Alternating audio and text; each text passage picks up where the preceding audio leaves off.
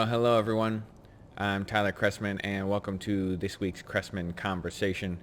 First of all, little personal note. Sorry for the delay. It's been a little bit since we've been on the podcast. I don't like to do that, but we are back, and actually I have a lot of great notes for 3 episodes planned for this upcoming week.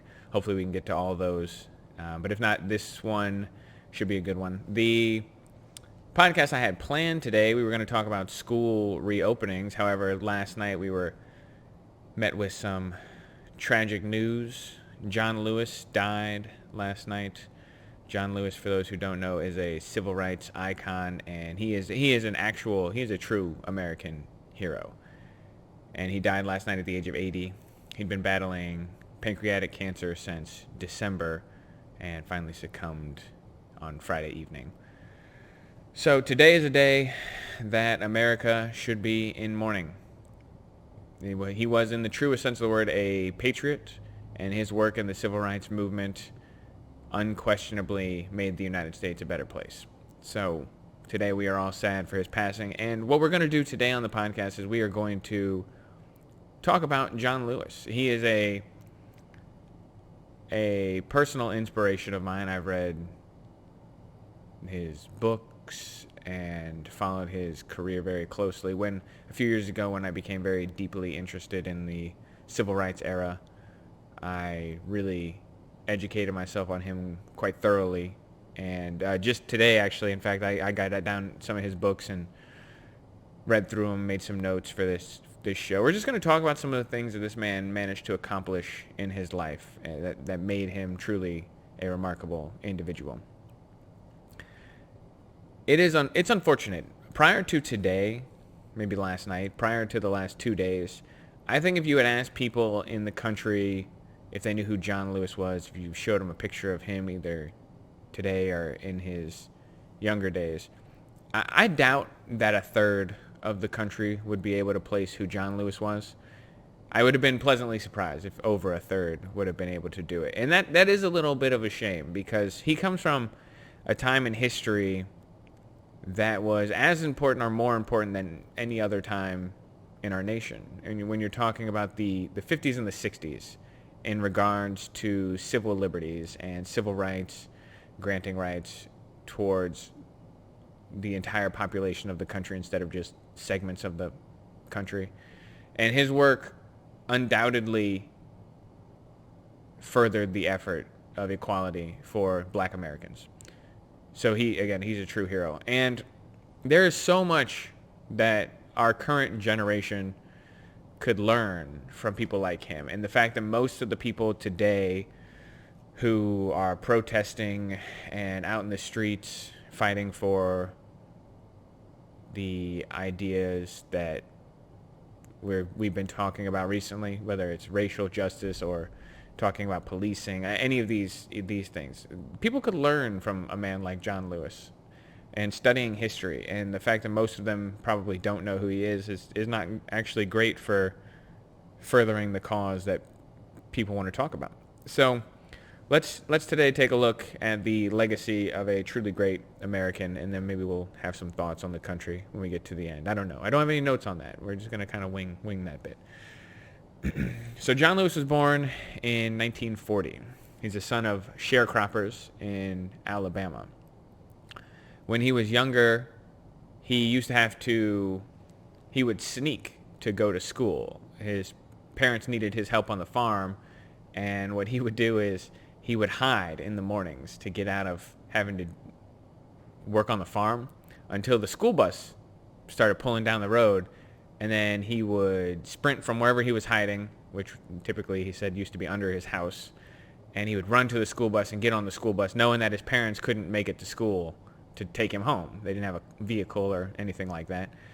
And so he would ride the bus to school, and he would, get home at night, and his parents would yell at him because they needed his help on the farm, but he wanted to go get an education. And so he used to do that until it became quite apparent to his parents that he was not going to be a farmer. He was not going to be a sharecropper. He was destined to have education be at the forefront of his life. And he was born in 1940. So think about this in terms of his age. by the time he hit his teenage years, we're talking 14, 15, 16 years old, that is when you're seeing the civil rights movement begin to grow and begin to become a thing. You're seeing that is the start of really the most prominent protests and events that bring about change in our country. So when he was 15, he became inspired by listening to Martin Luther King Jr. speak and the actions of Rosa Parks. He began to realize that though he had spent the majority of his life, I believe he said at one point, to the first 8 to 9 years of his life, he had only ever encountered 2 white people in rural Alabama. As he got older and he had ventured into the city more and more, and he experienced racism in the South firsthand, he became very troubled by it. And he looked these people, MLK and Rosa Parks in particular, as inspiration. And he decided that what he needed to do was preach what he called the social gospel. And he became a preacher at the age of 15. And he began giving public sermons and using religion to call to people to try and uplift their station in life. And at the time, he wasn't part of any organization, but he knew that there was an injustice in the world, and he tried to address that through the church, which is what many of the civil rights leaders in the 50s and 60s did. They were reverends, preachers. The church community played a large role in civil rights, and he was one of those people. And he didn't begin to have any real, what would the word be? He didn't begin to have any real impact on segregation or civil disobedience until he went to college. And so initially he went to college it was an all-black theology school. And he was there, he was studying to be a preacher. That's what he wanted to do. And a year or 2 years in to his studies, he began to feel like he wasn't doing enough. He was hearing reports from all over the country of these protest movements that were forming. And again, think about this at the age of 17 or 18, which is how old he was at the time. He is a 17 or 18-year-old boy, basically. You're on the cusp of manhood, but even an 18-year-old in a lot of ways is still a child. And they don't know anything about the world. But he realized he wasn't doing enough at an all-black school. And so he wrote to Martin Luther King Jr.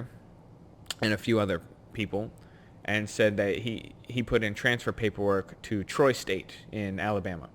And he wanted to be the first black student to integrate Troy State. Brown versus Board of Education had passed, and schools in the South were supposed to be integrated, and he wanted to volunteer to be the first person to integrate Troy State University. And so when he was 18, he got called to meet Martin Luther King Jr. And they met and they had talked about a plan to integrate Troy State. But at the time, he couldn't file a lawsuit against the state of Alabama. So he had to go to his parents to file a lawsuit for him to integrate the school, and his parents wouldn't do it. They said that was not their thing. They would love to help, but they were not willing to risk their family, their safety, their livelihood. Again, they're rural sharecroppers in Alabama. They knew the risks, and they said no. So he didn't wind up doing that. But what he did do was begin to join groups. So in 1958, he joined the Nashville Student Union, and he was one of the first wave of people to attempt sit-ins at the lunch counters.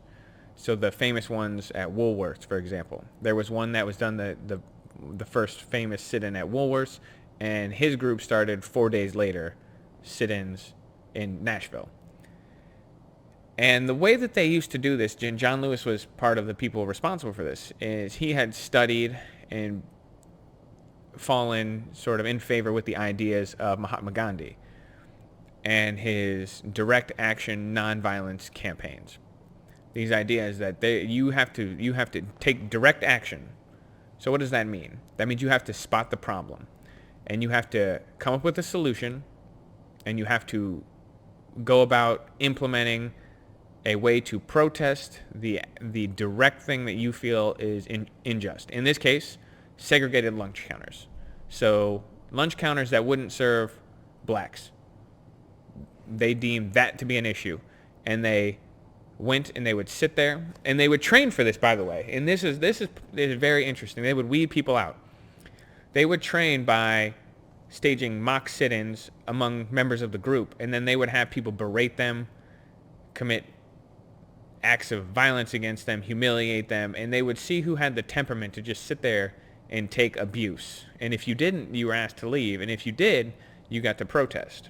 And so John Lewis was part of that first wave of protests that sat at the lunch counters and eventually integrated the lunch counters in the South. And again, he's doing this at the age of 17 and 18. At the time, I guess 18 years old. And then after doing a couple years of protests like that, he became, in 1961, he became one of the 13 original Freedom Riders.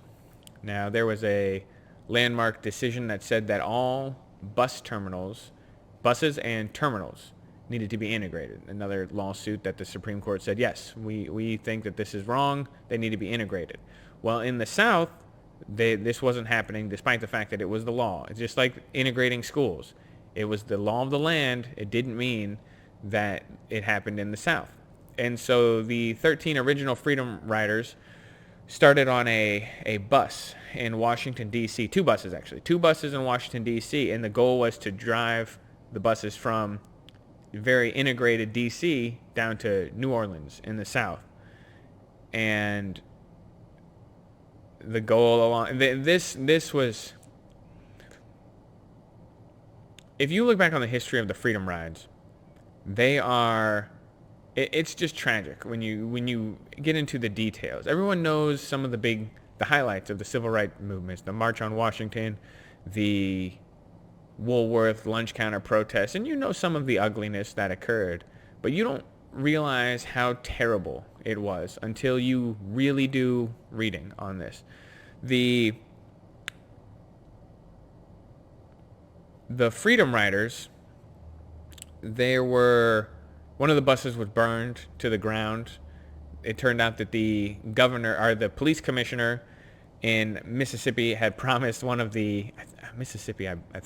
had promised the Ku Klux Klan that they could have 15 minutes before he would show up with the police. So the Ku Klux Klan stopped a bus, they burned it to the ground, they beat all of the passengers. And this happened multiple times. The passengers of the buses took constant beatings. Every time they would get off the bus, people would beat them.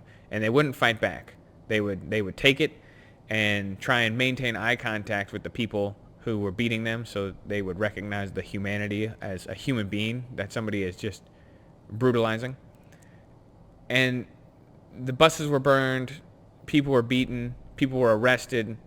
There were people who were killed during the civil rights movement, many people who were killed, and John Lewis risked his life to do these things. The Freedom Rides, for example, he was on the bus that got burned to the ground. He had to leave before they crossed into Mississippi. John Lewis had to fly to Philadelphia, Pennsylvania for something unrelated to the Freedom Rides. And the day after he flies to Philadelphia, the bus that he was on burns to the ground. People were injured, people were arrested. And he was arrested something like 40 times, John Lewis himself. He spent time in prison, including one of the worst work camps in Mississippi, and so this is a man who stood on principle and really fought for what he believed in, was willing to risk his life and do these things. And this was all, again, these are all by the age of 20 years old. And he was willing to do all these things. The thing he's probably the most famous for is he was one of the Big Six. So in the 1963 March on Washington, which everyone knows, where Martin Luther King Jr. gave his famous "I Have a Dream" speech, John Lewis was one of the Big Six members who organized it. And At the time, he was 22. He had just been elected the chairman of the Student Nonviolent Coordinating Committee, the SNCC, which was a big, prominent organization. And the interesting thing about John Lewis, when you read his work, is that at the time when he was a young man, he was one of the younger generations, and they viewed the older generations, and they included Martin Luther King Jr. in this, even though he wasn't that much older. But they included the older black leadership to not be extreme enough. They were the ones who were pushing for more and more and more and more, and saying that the compromises that the old black leadership was making were too slow. So John Lewis was the first version of the speech that he gave. There were only 10 people who spoke at the March on Washington. Martin Luther King Jr. was the 10th. He was the final speaker. John Lewis was the 6th. And the first draft of his speech, the other people objected to. It was too extreme. It criticized John Kennedy. It criticized Robert Kennedy, the government. It said that we've been too patient. We need revolution. We need masses in the streets. And they said, you can't use the word revolution. You can't talk about the masses. These are communist phrases that you can't use because you're going to associate us with communism, and we don't want that. And you can't criticize the president because he's our biggest ally. He was even more radical than some of the other people who most people in America would consider radical. It's good to remember, Martin Luther King Jr., by today's standards, we look back and we say, oh yeah, it made sense. He was fighting for equality. He's a great man. Most people in America considered him a radical. He said there's no direct action that has ever been timed perfectly. He said it always is an ill-mannered, ill-timed thing, but that's the point, because it makes people uncomfortable. You have to do that. And John Lewis was one of those people. I encourage everyone to do some research on the man today. Do some research on the civil rights movement. We are all very wrapped up in the new civil rights movement, the things that people are talking about today. Let's learn from the past. This is the most important thing we can do.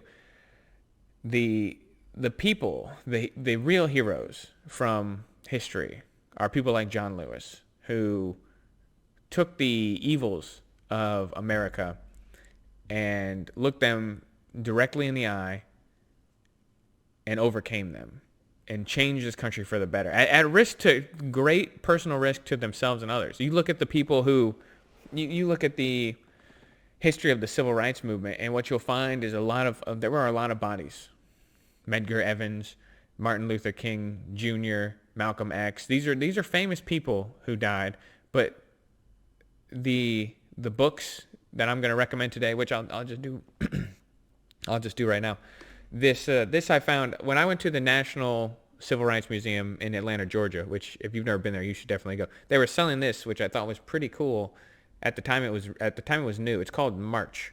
So this is a John Lewis, it says life story, but it was told in 3 graphic novels, which I thought was pretty interesting at the time. I wanted to check it out. And I was flipping through it this morning because I obviously was trying to refresh myself on some of the details of his story and just some of the fun things. And it's terrible when you're reading it, how many people he knows personally that were killed. Volunteers for the SNCC, volunteers for the NAACP, when they were doing their big push to, well, one of the biggest things that he did, and one of the most important things that he did, was the push to get black people registered to vote. And in doing that, they had 3 volunteers of the SNCC who disappeared and were murdered in the South. Again, the prominent people we know are just the tip of the iceberg. John Lewis himself, I want to show this picture, which I'm going to pull up right now. So this is John Lewis after the march in Selma. And so this is him. So John Lewis was, they fractured his skull on a march. They did a march from, it was through Selma, but I think it was to Montgomery. Yes, okay. So yeah, they were marching Freedom Rider after being attacked and beaten by segregationists in Montgomery. So they were marching to Montgomery, and when they tried to cross this bridge into Montgomery, they were met by state troopers and were beaten savagely. It was called Bloody Sunday. It was a terrible, terrible thing. But anyway, they fractured his skull. He spent a good deal of time in the hospital. And this is him afterwards. This is him and I don't remember this guy's name, James Zwerg. I'm not 100% certain. I know a lot of details about him. But this is a picture that became very famous afterwards because what they did was, it caught them in the direct aftermath. These two men, nicely dressed, peacefully protesting, just savagely beaten by terrible, awful bigots in the South. Anyway, so why are we talking about John Lewis today, other than the fact that he died, which is a tragedy? We're talking about John Lewis because we should all try and learn from men like him. He was the last. He was the last of the 10 people who spoke at the March on Washington in 1963. He was the last living member, and he died. And what we have now is a disconnect from the past. We have all these people we claim to idolize and respect their work without actually educating ourselves on a lot of the details. Many people would say Martin Luther King Jr. is an inspiration, yet they've never taken the time to read his letter from a Birmingham jail or know anything about his protests. They know he did a march one time. He maybe did some bus boycotts. But they don't know about the man. They don't know about John Lewis. They don't know about James Baldwin. They don't know about all of these people, all this history that we have to educate ourselves and learn from. If people today want to make a change and they want to change the world for the better, there are very few people you could learn more from than John Lewis, and by studying the direct action campaign of the civil rights movement. They did it by studying Gandhi, and we should do it by studying them. If anyone wants to make a change, we are not living in a vacuum. We have a history. We know what works and what doesn't. And it saddens me that today everyone is going to be familiar with John Lewis because the New York Times is going to run a piece and the Washington Post is going to run a piece and everyone's going to talk about what a great man he was. But 3 days ago, most of us didn't know. And that is sad because there are still people out there we could learn from, and it's just important not to wait till it's too late. But anyway, today this is obviously dedicated to the memory of a great man. I want everyone to go read this. This is very fun, very interesting. Get it, the sun's shining on it. Get everyone to go read it. It's called March. It was his graphic novel. It came out in 2014, 2015, somewhere around there. And it's fantastic. It is. There's something about I love books, hence the shelves, right? I love books. But every once in a while, there's something about illustrations. There's something about pictures that can speak to you in ways that words can't always do. And when you're forced to look at the violent images in these books, it should bring a tear to your eye. There are some bits in there that are incredibly sad. The amount of lives lost. They talk about the Baptist church bombing in Birmingham, the little black girls that were all killed, and I mean it's terrible when you read the amount of awful, brutal, terroristic acts that happened back in the 50s and 60s when it came to people just asking for equality. And so let's all educate ourselves. Let's all do this today in the spirit of John Lewis and look back and learn from the past, learn from this great man. And let's take a moment today to appreciate the sacrifices that people have made to bring a better society about, to bring the United States to the place where it is today. It's not perfect, and it will probably never be perfect, but it is leagues better than it was 60 years ago, that's for sure. And we have this man to thank, this man and countless others. So we got a book of the week today. We got a book, March, John Lewis's autobiographical graphic novel, which again, fantastic. It's three books. Get the set. You need all of them. So that's our book of the week. No questions this week. No anything else. Like I said, we have a couple episodes planned for the rest of the week, and they should be some good ones. We're going to talk about school reopenings. Might talk a little bit about abortion. Get into some trouble on that one, but we'll figure it out. We'll get these done. For today, everyone, I just want everyone to have a good day. If you're a religious person, thoughts and prayers to the John Lewis family. If you're not a religious person, same deal. Just use today to appreciate what you have. Send some positive energy out in the world and see what it brings back. We're going to leave it there today. My name is Tyler Chrestman again. Thank you guys for tuning in, and we will talk later.